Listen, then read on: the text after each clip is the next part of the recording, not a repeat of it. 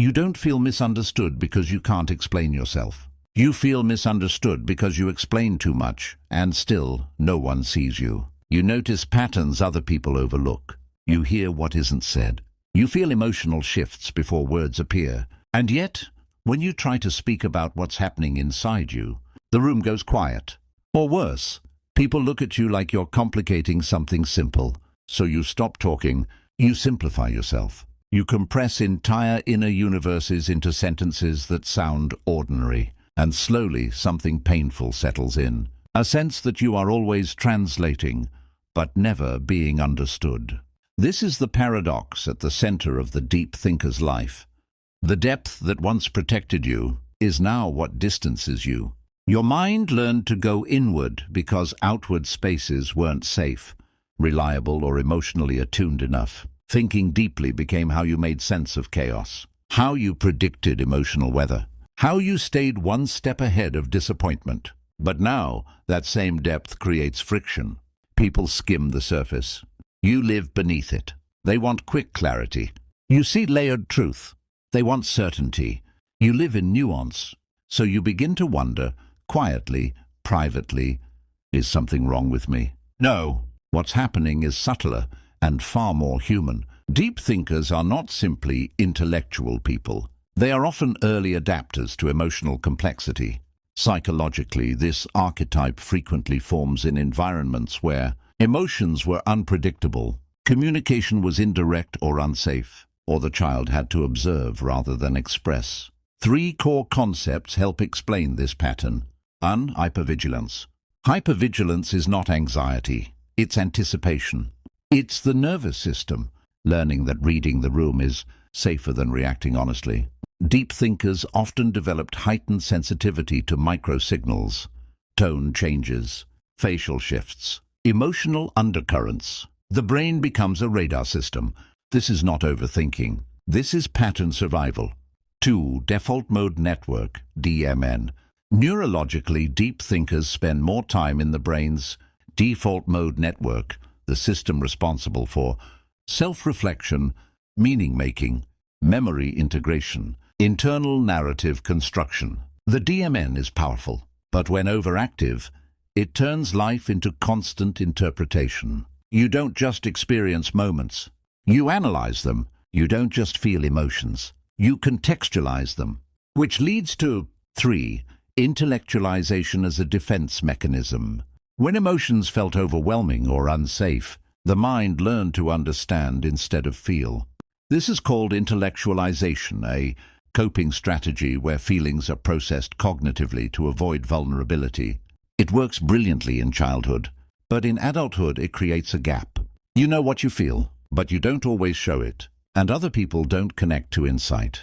They connect to presence. Loneliness does not come from having no people around, but from being unable to communicate the things that seem important to oneself. This is the deep thinker's grief. You are surrounded by people, but not mirrored, heard, but not held, understood in pieces, but never in totality. So you start sacrificing authenticity for belonging. You edit your language. You soften your intensity. You hide how much you notice, and the cost is subtle but devastating. Because every time you do this, you send yourself a message. My full truth is too much. This creates a quiet, chronic fear, not of people, but of exposure. Not the fear of being seen, but the fear of being seen incorrectly. So even joy becomes complex. Even connection requires calculation. Even love feels like something you must manage, not simply receive. You don't rest inside relationships. You monitor them. This is invisible grief. Grief for conversations that never happen. Grief for a self that exists mostly in private. Grief for the version of you that might have been understood if the world had slowed down enough to listen. These patterns don't disappear with age. They mature. Deep thinkers become adults who over-explain their emotions, then feel embarrassed for needing to clarify at all. Struggle with emotional intimacy, not because they lack depth, but because they fear misattunement, feel drained after social interaction, not from people, but from constant internal translation, excel in analytical careers, yet feel emotionally unfulfilled or unseen. Minimize their needs because articulating them feels exhausting. Attract partners who don't fully meet them because familiarity feels safer than resonance. These are not personality flaws. They are coping strategies. The turning point is not fixing yourself, but witnessing the pattern without judgment. Instead of saying, "Why am I like this?" you begin asking, "What did this protect me from?" This is where unlearning begins, not by forcing simplicity, not by abandoning depth, but by learning to let others meet you before you translate yourself into something smaller. Healing for the deep thinker is not about thinking less. It's about feeling sooner. Practices like inner child, reparenting, offering emotional validation before explanation, shadow work, integrating intensity instead of hiding it, nervous system regulation, teaching the body that presence is safe. These aren't about becoming different. They're about becoming whole, about realizing that depth is not a burden, it's a language. And the goal is not to be understood by everyone. It's to be recognized by the right few. As philosopher Simone Weil wrote, "Attention is the rarest and purest form of generosity." You don't need more words.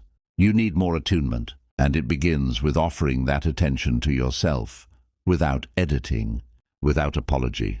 You were never too much. You were simply too deep for shallow spaces. And that is not a flaw. It is a calling. If this spoke to you, share it with someone who lives inside their mind too. Subscribe not to be fixed, but to remember. You were never meant to be simpler. You were meant to be whole.